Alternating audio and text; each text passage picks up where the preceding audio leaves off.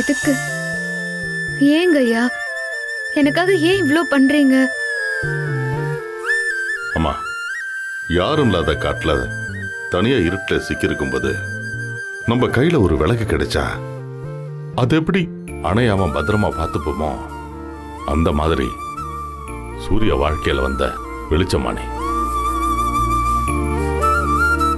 உன்னோட மதிப்பு அவனுக்கு வேணா புரியாம இருக்கலாம், ஆனா எனக்கு நல்லா தெரியுமா உன்னை எப்படிமா விட்டு கொடுக்க முடியும்.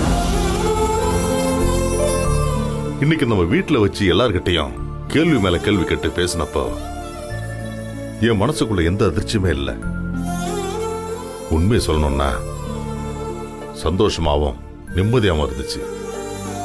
இவ்வளவு விஷயங்கள் இந்த பொண்ணு இத்தனை காலமா மனசுக்குள்ளே போட்டு புதைச்சு வச்சிருந்திருக்க, இப்போவாச்சும் பேசிச்சேன்னு மனசு கொஞ்சம் ஆசுவாசமா இருந்துச்சுமா. நீ கேட்ட ஒரு கேள்வி, நீ பேசின ஒரு வார்த்தை கூட தப்பு இல்லம்மா. எல்லாமே நிஜம், எல்லாமே நியாயம்.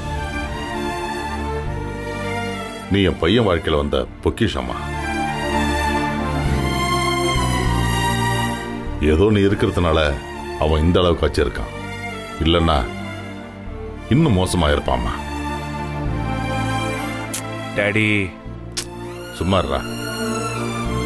அம்மா நந்தினி, இப்ப கூட உன்னுடைய அருமை இவனுக்கு முழுசா புரிஞ்சதா இல்லையான்னு எனக்கு தெரியலம்மா. இவன் புரிஞ்சுப்பான்னு நம்புறம்மா. இதுக்கு மேல உங்ககிட்ட எப்படி கேட்கறதுன்னு தெரியல.